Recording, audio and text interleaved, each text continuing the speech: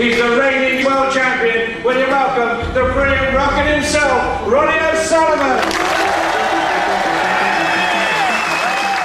Good evening from Teddington Studios and welcome to the 1990 Thames Snooker Classic. That was one of my dreams, was to qualify for that. Ronnie O'Sullivan to break.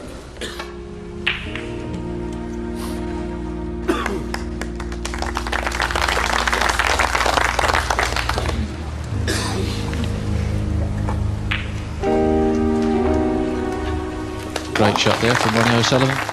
Yeah, that was when I was a good player. I was 14. And I remember Steve Davis commentating. Advanced positional play. And Davis said, that's an advanced positional play. And it was, because it was like, I knew that red was there, but I just knew that once I get the reds open, it was game over. Steve Davis was saying now, this kid is fantastic. Anyone who's held a cue before knew he was a genius.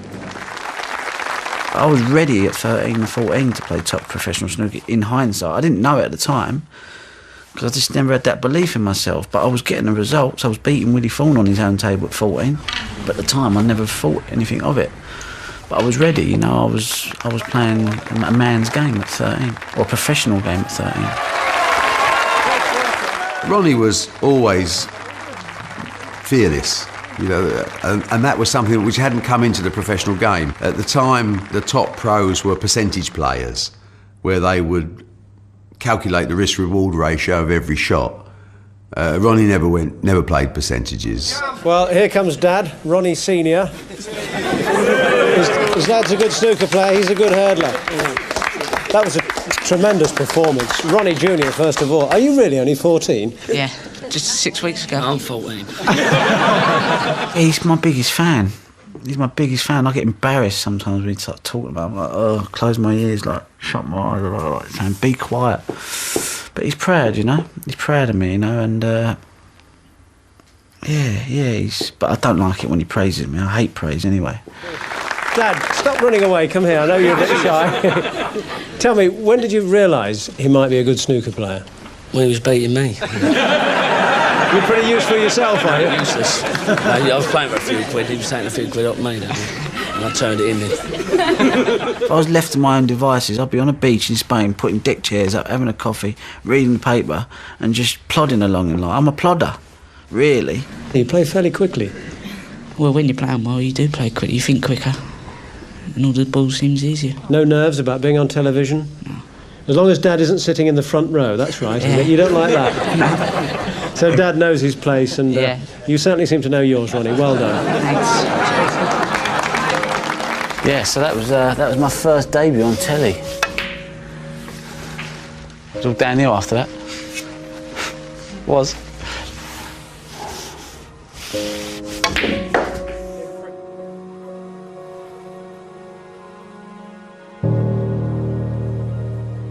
At the age you were, what was the hardest part of your dad not being around? The first minute I found out he got what he got, that was the hardest moment, definitely. And a few days after that, because it was all settled in, the enormity of it all, you know. I didn't realise. I just thought he was going to come home.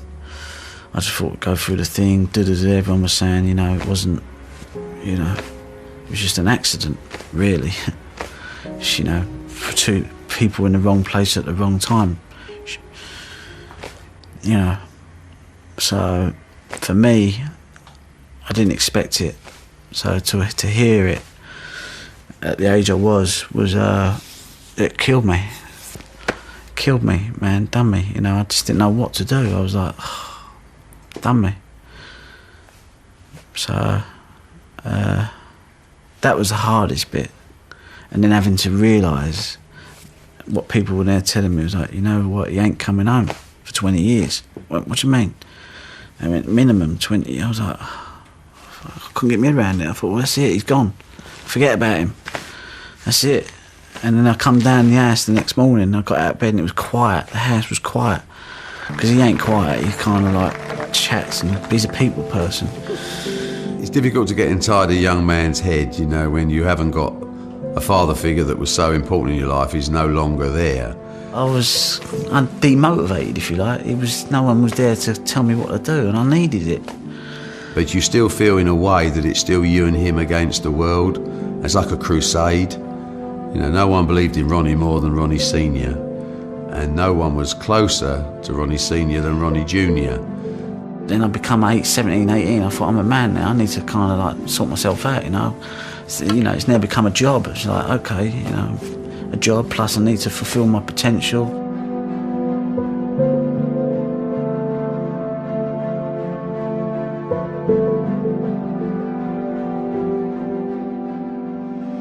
Yeah, a proud moment. Definitely a proud moment, because obviously, you know, I knew how much it meant to him. You know, 12 months before, I lost to Cliff Wilson before the television stage, and I remember going back to my hotel room, crying my eyes out. I smashed my cue case on the floor. My cue come flying out, my cue case. I was devastated. I was devastated. This young man is not 18 yet, and like all great players, he's finishing in style. So then, for 12 months later, to go and win the UK, I was like, mental. Yeah, Stephen Hendry will shake his hand. I know he admires Ronnie's play. We all do. The title of the 1993 United Kingdom champion, Ronnie O'Sullivan. UK champion, 17 years of age. Like, wow. I beat my hero, Steve Davis. I beat Stephen Hendry, my new hero. I just thought it was the best thing since sliced bread. We snooker players in the inside, we knew how good he was, so although maybe it was 1 year too early he won it, it wasn't a surprise because we know how good he was. So I beat all these people in one event, and all of a sudden overnight I've gone from no one knowing me to all of a sudden the UK champion, and I still didn't realise the impact it had till the next day when I went out and had breakfast, because I've gone from no one ever recognising me to all of a sudden people were like, oh, and I was like, shit, people were pointing at me. He pocketed a cheque for £70,000, but I have to say, he says he'd give it all up to spend Christmas with his dad. He's with us now. Hi, Ronnie. Hi, nice to see you. First of all, many congratulations. You don't look 70, doesn't he? I was just saying, you look about 23, 24. That's what living in a snooker all does for you. Misspent youth. That's right. But you don't drink, do you? I don't drink, and I don't smoke, and I don't really go out to clubbing it much, because I've dedicated much of my time to me snooker and that. 17-year-old Ronnie O'Sullivan is tipped to become the world's youngest number one. If he does, he says he owes it all to his dad, who he visited today in prison. Ronnie Sr. is serving a life sentence at Gartree Prison in Leicestershire. It was a tearful reunion when Ronnie Jr. took his new trophy to the prison to show it off to his dad. And I went to see my dad and took the trophy in there, and that was like TV crew down there. I was like, what's going on here? You know, but I just wanted him to go, yeah, mate, that's for you. You know, that's for you. And so he could just go, you know what? You know, that put a lot of things to rest. You know, that answered a lot of... For me, it kind of dealt with a lot. It was like, you can get on with whatever you got to do now for the next 18 years, Dad. You know what I mean? I've given you a bit of silverware. I've proved that you ain't to blame for my whatever. You know, that's it. We can move on now. You can move on. I can move on and enjoy whatever we do. Especially with all my mum being there and my sister, they were sort of like, couldn't believe it. Everyone coming up for autographs, and you can see me dad sort of like, he feels at home, and he's just sort of like really proud of me, and I'm more to the point proud of him because of he's made me. I haven't really made myself. I've got a lot to owe to him, and the way I am is the way he is. Whenever I won a tournament, history, he used to say. I go, what? He went, history. It's over. Forget it. Move on. Next one. I'd be like, really? Okay. He's just told me it's history now, the press is nice and that. He says, but Thursday morning get back down to the practice and that. He says, because one victory is not enough. Your dad's probably watching this morning. Anything you want to say to him? Yeah, I just want to say what a good visit it was yesterday, and it was definitely better than winning the tournament, seeing his face and reactions, and we had 2.5 hours of laughing and joking, and at the end of it he just patted me on the back and says, go and get another trophy. I remember looking at it thinking, they look good for a 147. Amazing, absolutely amazing. I just went, I don't think I suffered with depression, I think I suffered with snooker depression. I had a 5-year period where I just went mental.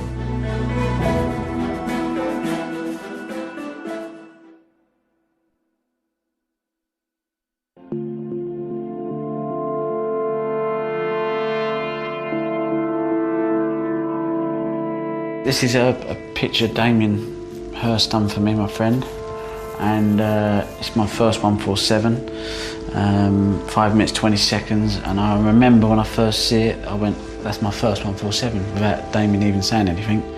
So I remember this red. What? And I remember that black going over there. I just remember thinking, I remember looking at it thinking, they look good for a 147. He had a 147 in 5.5 minutes. Don't think that'll ever be done again. Impossible, I think.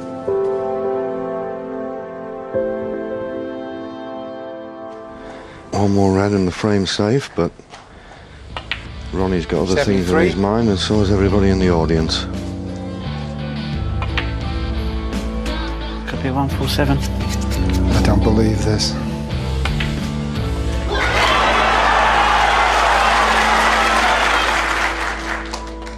What a break! What a fantastic maximum break that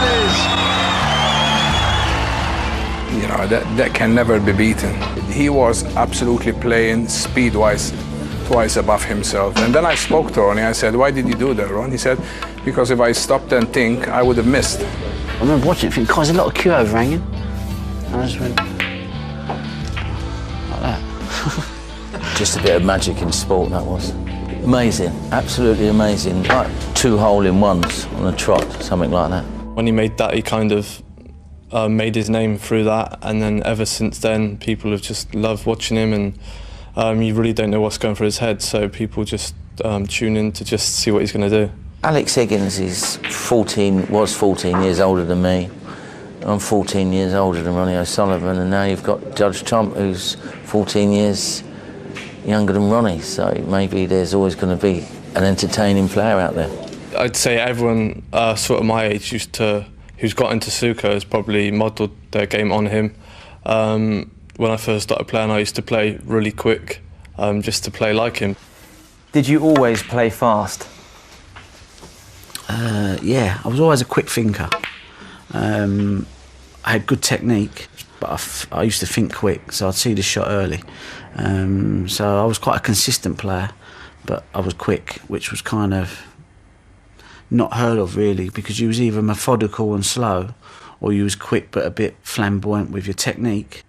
I first met him when I was 8. My dad got me tickets to the Welsh Open, and Ronnie was there, so luckily I got to meet him and have my photo with him and that, which was 15 years ago now. I've managed Ronnie O'Sullivan twice. Some of the greatest days of my life have been with Ronnie O'Sullivan. Ronnie O'Sullivan has also driven me round the bend, driven me nuts. And there are times when I could hug him, and there are times when I could kick him. I prefer the hugging. Oh, earliest memories, going to school, messing around, playing a bit of football, painting little toy cars, stuff like that. A lot of time I spent in Hackney with my nan, because my mum and dad both worked, so a lot of my summer holidays were in Hackney, riding around on my BMX, just having fun with the kids out there. My mum and dad basically worked round the clock, and a lot of the time I just used to live with another family who lived round the corner. And then there was old pairs that were brought in who used to look after me most of the time until my sister was born, when I think I was about 8 or 9 then. And then my mum stopped working, and that was it. You know, I was at home all the time with my mum. That's why I bought this house, because it was near my mum. So I thought I'd get all my washing done. And just 2 minutes. Down the road? Yeah, she lives 20 doors away. What were school days like? I hated school. Oh, I couldn't stand it. You know, it's just if I could never have gone from the age of 10, if I didn't go do another day of school, I'd have been a happy kid. But obviously my mum, she was like the one that always used to say, well, what happens if he doesn't make it as a snooker player? You know, he's got to have something to fall back on.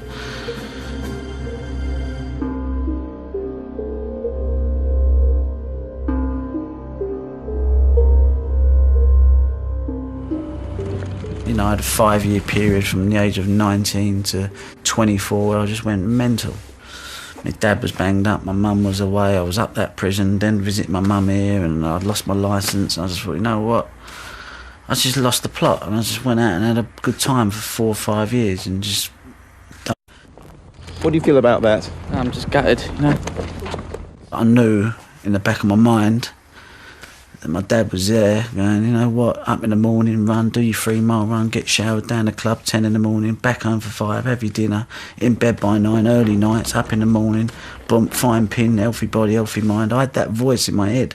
So when I was out having late nights and I was out doing whatever I was doing, I had that in the back of my head. But they wasn't here. So they, in a way, I was like, well, no one's here to tell me what to do. It's as if I needed someone to put me in my place. And I still kind of need that sometimes. Sometimes he doesn't have the confidence in his game or in himself to deliver. You know, sometimes he needs an arm around him, and sometimes he probably needs a clip round the ear. Foul. Oh, that's amazing, isn't it? Because I'd been unhappy for quite a bit of my life, you know. You know, snooker, I kind of got a bit obsessed with it and couldn't get the perfectionism that I wanted. I'd come home and I'd be so frustrated, and I'd be like, you know, I'd be a nightmare to be around, so I'd be on my own a lot of the time because I didn't want to socialise with people. So I'd become so driven to kind of succeed that, that in the end I just done my head in, I suppose, that I couldn't attain this perfection. You know, I knew what success was like, I knew I was capable of it, but I wasn't achieving it, and I was like frustrated. And I was seeing other people getting results that I thought, you know what, I should be blowing them away. His biggest strength is what God gave him. He's a natural player. He's born to play. His biggest weakness was Ronnie O'Sullivan himself. Well, this is a bad miss. I don't think I suffered with depression. I think I suffered with snooker depression. Do you know what I'm saying? I don't think I'm a depressed type of person. I just think I suffer with a depression to do with snooker. And I couldn't handle it. I just couldn't handle it, you know. I could go out and play, but take me out of there, I couldn't do life. I couldn't do people. I didn't want to socialise. I had a social phobia. Just, you know, so I had to kind of, it was a nightmare. My life felt like a bit of a nightmare. I found running. You know, by mistake. I'd been out on a bender. I went down the gym. Thought I've got to get myself sorted. The geezer here said, "I'm going to run. You want to come?" And I went, "Oh, all right, I'll go here." He took me on a run. He killed me. And it was outdoors. It was fresh air. It was the complete opposite, and it gave me like an endorphin rush that I'd never had before. You know, and it helped me manage my snooker better. It helped me deal with the stress and the pressure and the frustrations that I found myself with the game that I loved. I kind of have this thing of like, I love being outdoors. I love the fresh air. I love being over the woods in the forest, and it kind of gets me away, and I feel, you know, I want my ashes over the forest. When I'm dead, I want to be ashed up and thrown over the forest, mate, because that's where I've battled a lot of my demons. That's where I've come up with a lot of answers. That's where I've come up with, you know, resolving things, and it's made things wrong right. So, you know, I owe a lot to that, because it kind of got me where I am today, and it's got me through my career, if you like, because that's all I've done. I've got through it. All right, I've been successful. All right, I've won tournaments. All right, I've done this. I've ticked the boxes. I've won the world titles. I've won that. I've won that. I've won it 4 times. So I've ticked the boxes. I've become not just a world champion, I've become a multiple, you know. But I could have easily jacked it in after the first one. So for me, getting outdoors and being laid back is kind of me saying, you know what, that's where I'm happiest, if you like. Here's a player that has fallen in and out of love with the game, with the authority. Sometimes he thinks he's got the world on his shoulders, and yet he can be the nicest person that you'll ever meet. He's an enigma, and geniuses are enigmas. I just believe that the most important thing, the biggest love of my life, is my snooker. I've never been so emotionally ingrained in something, a person, an object, anything, like I have been with snooker. They're my people. Those who I play for. Just tried to do his brain in as much as I could, and I got him. I felt so brittle. I was down with doctors, mate. I was going insane.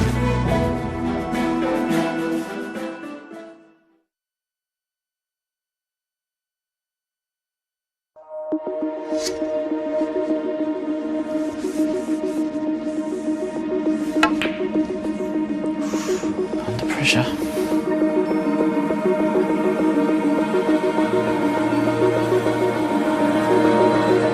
2000, I come out of rehab. That was a big season for me. Will you welcome Ronnie O'Sullivan and Mark J. Williams? Well, I thought, you know what, I need to sort this out. I was at a make or break point. I just come out of rehab. So I was like, just having to live with just natural feelings. I wasn't picking up no drink. I couldn't kind of, like, that was it, over for me. And I thought, I'm just going straight. And so now I was like, I've got time, you know, I had lots of, you know, it was like my world changed. I was like, oh, I'm getting up early in the morning. I'm clean, I'm washing every day, whereas before I'd get out of bed, put my gear on. I wouldn't even have a wash, mate. I'd just get in the car, go down, egg, chips and beans, thank you very much, boom, on the table. And I was just, you know, that was it.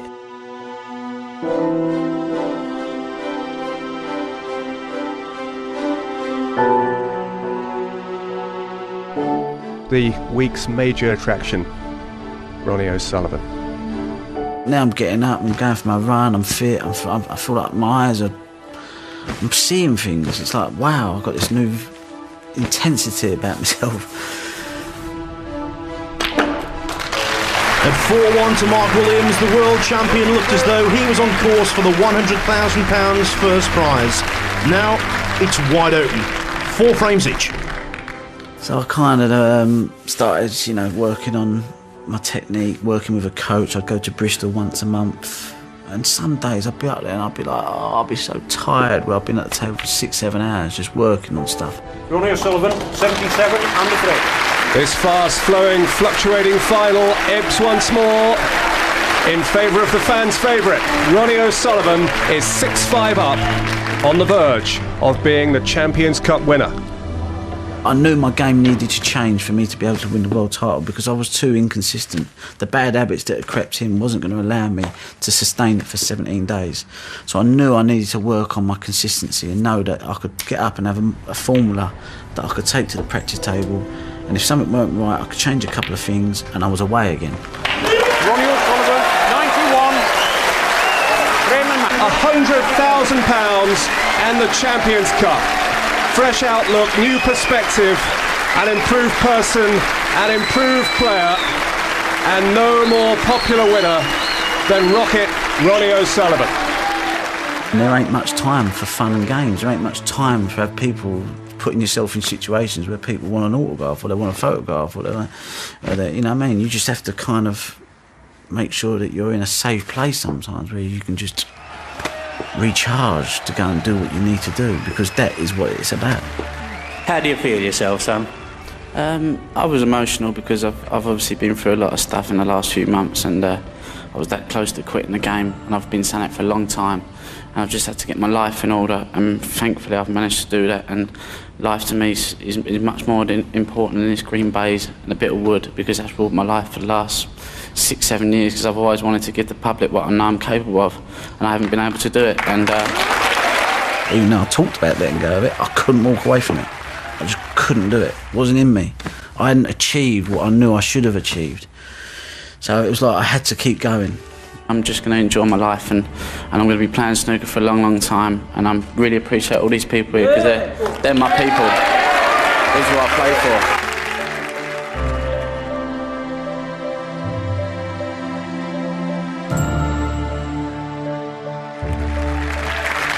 And I've got some people here today, they know who they are, but they mean a lot to me as well. I'm not going to, but they're just different class, and I've got some good people around me now, and I'm just looking forward to just life again. Starting all over again at 24, it's mad, really. A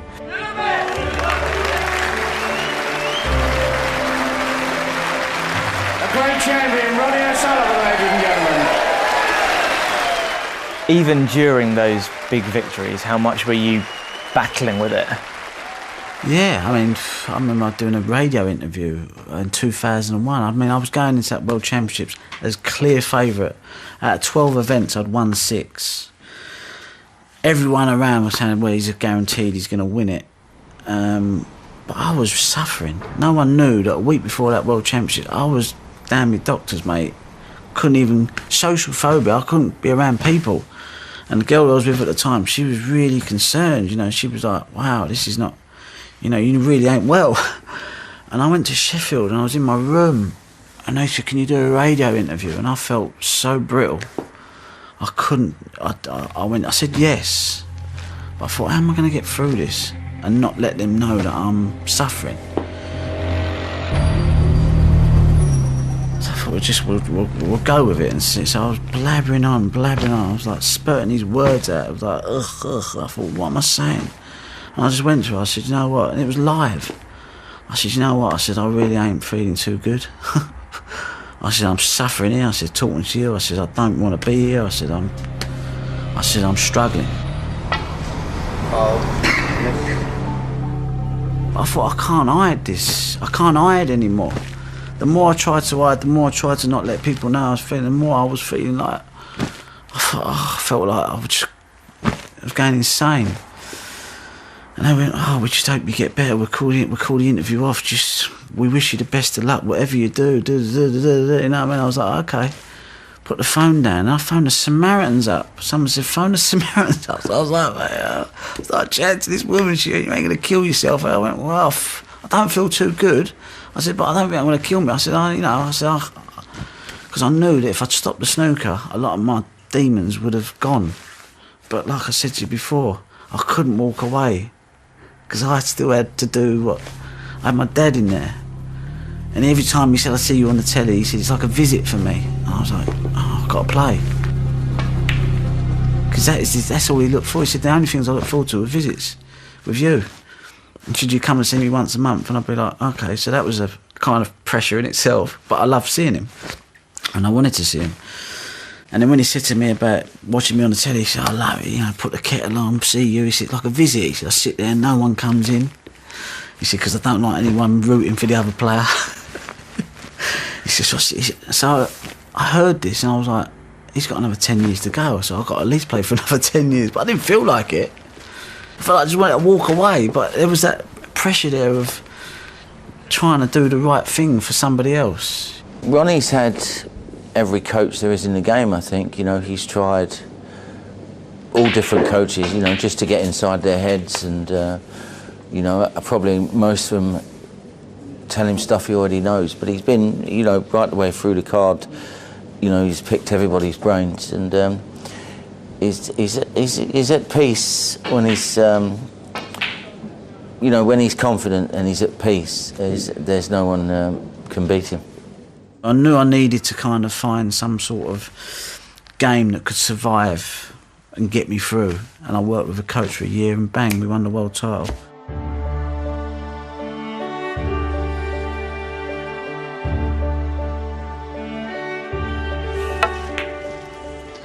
There goes the black. He's an 8. The balls are perfectly placed. This be his first world title.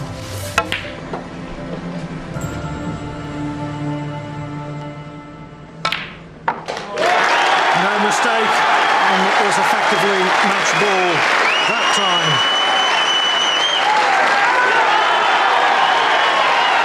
John Higgins was in first in this fray with 45,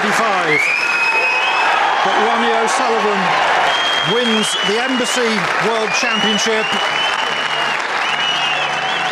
Massive relief, and that was it. It was like massive monkey off my back, and like the pressure had just gone out there. This has been the fulfilment of an outstanding talent.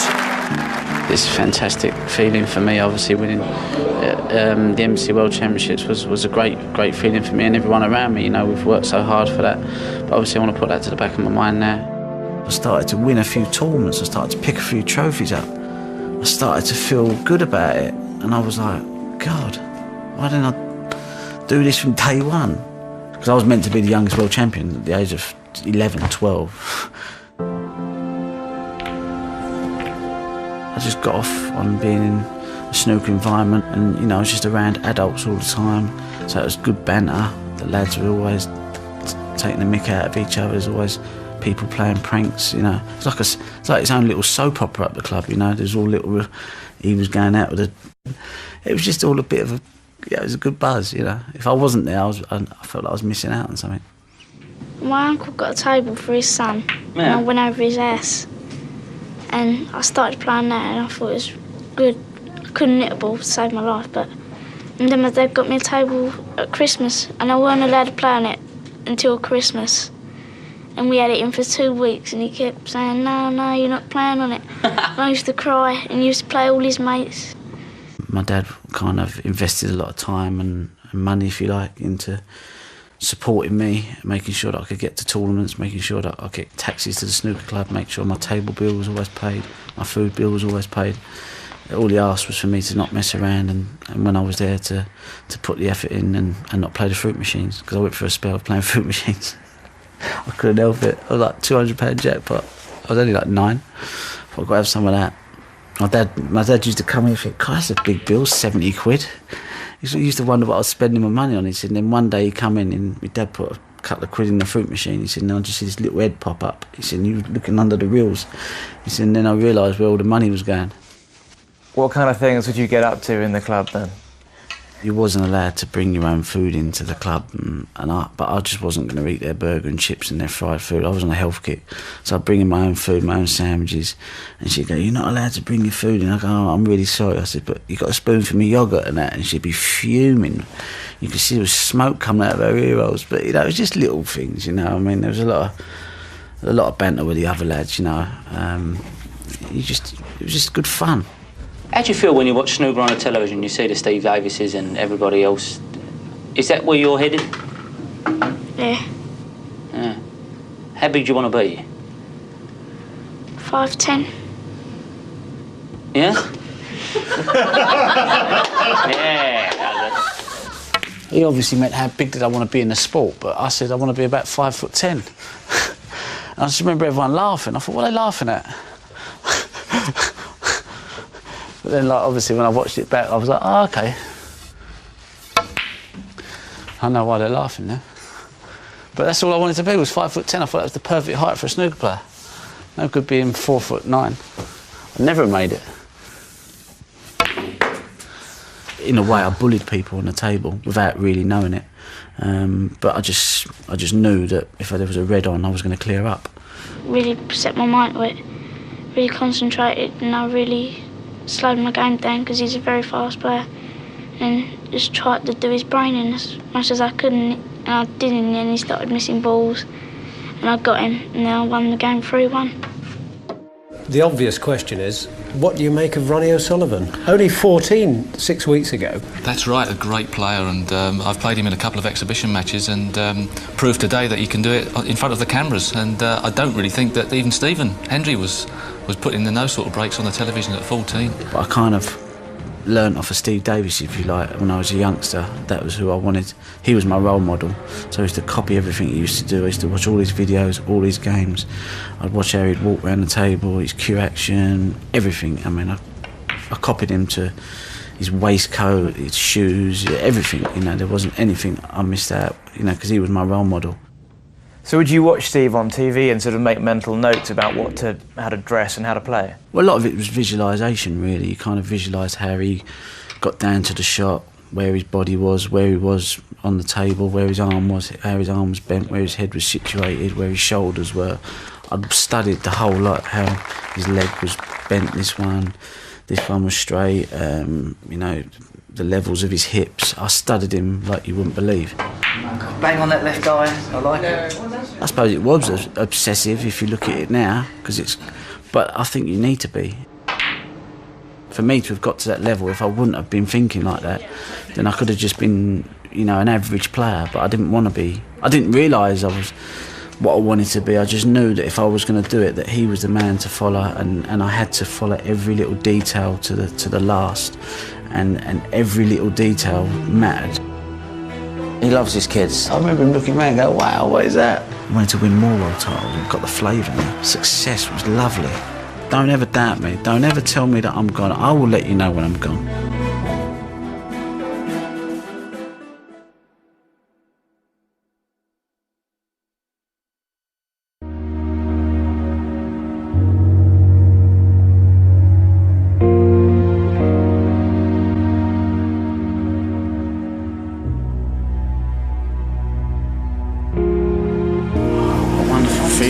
the power snooker champion. I'm being made up and privileged to be the first player. Ronnie's just a genius, really. Easily the best player that's ever played. He sort of plays like he don't want to be there, but you know that he's trying his life out there. Power play. He gives off this aura when you play him. He puts you under more pressure than anyone else, so it's always tough playing him. I'm a good friend of his. He's a smashing kid. Well, he's a man now, but he's always been a smashing kid and got a heart of gold. And I just hope he can get up when he plays snooker and enjoy it, because everybody enjoys watching him. What, me, Jimmy and Ronnie? We're in an unbelievable situation to watch Ronnie Wood and Keith Richards playing the guitars.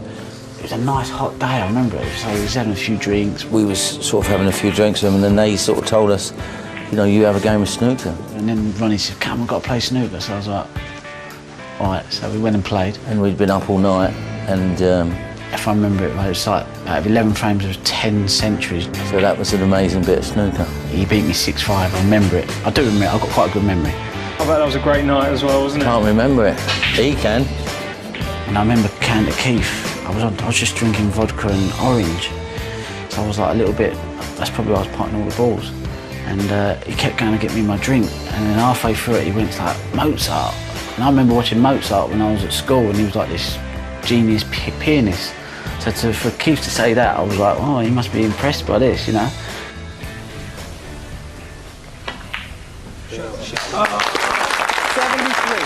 Certainly thrilling this crowd is Ronnie O'Sullivan. Obviously a name for the future. And I'm sure you're very excited at home as well as we are here. Ronnie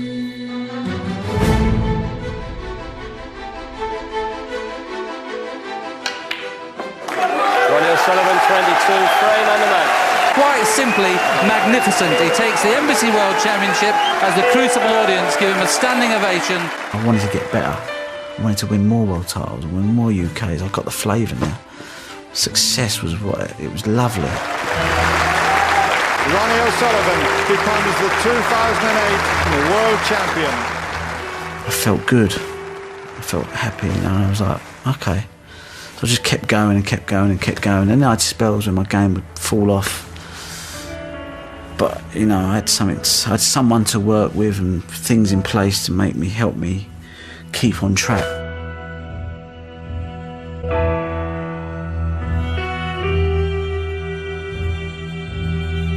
How Ronnie's coped with it and how his dad's coped with it has been remarkable, really, that they've come through this really long, difficult, 18 years or so period. And now, of course, they're back and bonded again, and they're best mates as well as being father and son. Sum up your dad then. What kind of guy is he? How would you describe him? Heart of gold, loyal, and hungry. I'm not hungry, you know. I'm a bit more laid back. I'm a bit more, oh yeah, see what happens, go with the flow. On the snooker table, I'm hungry, you know, I'm ferocious. But away from it, I just can't be bothered. I just let things go. I go, oh, don't worry about it.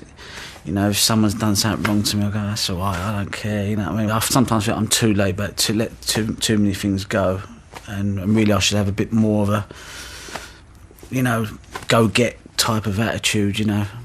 Because I admire that in people. All my friends have got that. They get up and go and they and I just buzz off of them. But I can't be bothered. I'd rather go running, have a bald egg in the morning, read my paper and just chill out. Go for a walk over the forest, get me mountain bike out, put the two kids in the back, fresh air, cup of tea and a muffin, weigh them in, get them tired, bring them home, put them in bed, I'm done.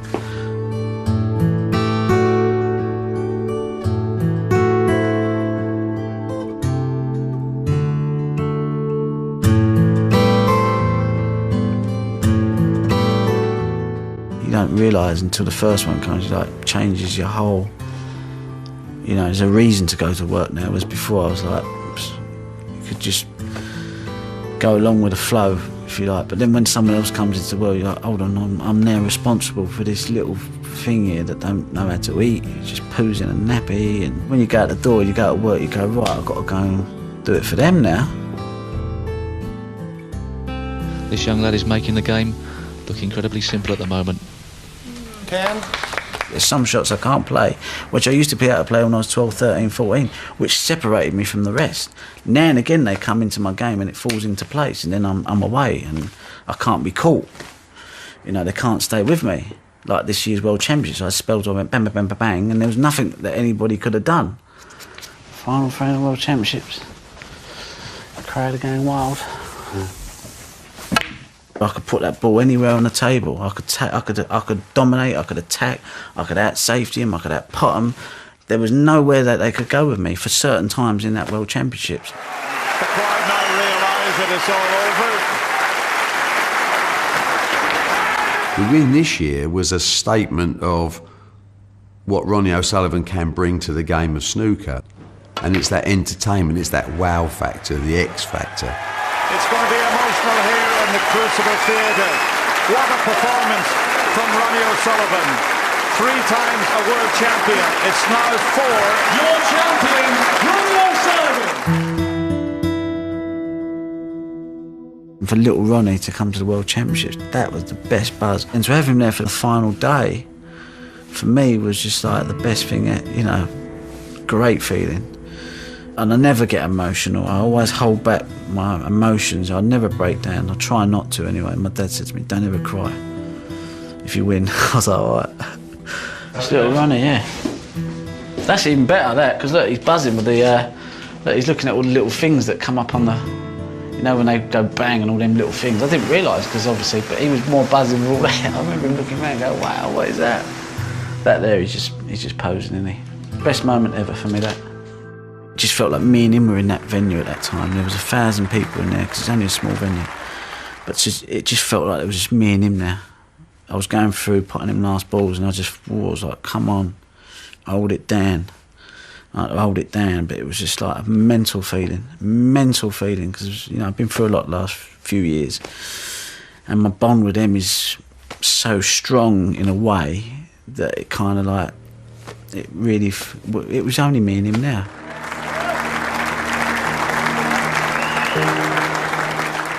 And he said to me the other day, he says, we won the world title, didn't we? And I was like, yeah, we did.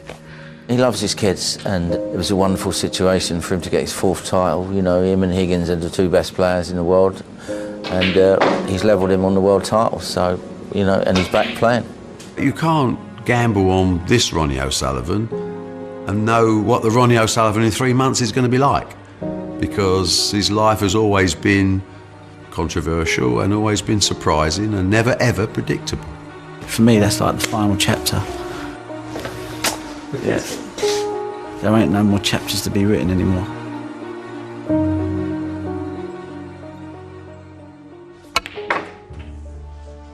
Done it all. I've seen it through. Done what I've had to do. I've made my kids proud. I've done whatever I've had to do, and I will continue to do that as a father. But as far as me having to prove myself on the table, as far as me having to win another tournament, it doesn't matter anymore. Because you hear people talk and they say this and they say that, and I had to listen to it, and I thought, you know what, I'll wipe the floor with you. But you're out there doubting me, and you're out there thinking you could beat me. So I had to just do that and go, yeah, that's what I've, you know, done. You know, I'm still the best player in the world. And that's what I said to him afterwards. I said, don't ever doubt me. Don't ever tell me that I'm gone. I will let you know when I'm gone. And now ain't the time. And it ain't for the next 3 or 4 years if I wanted it. But maybe I'm going to choose not to. Who knows? But I don't have to prove myself anymore. That was a good one. I will say when it's over is when it's over. But they don't have to doubt me. Because the more they doubt me, the more it just make me want to come back and prove them wrong again. And I don't want to have to go through it again. I've done it. Chapter's over.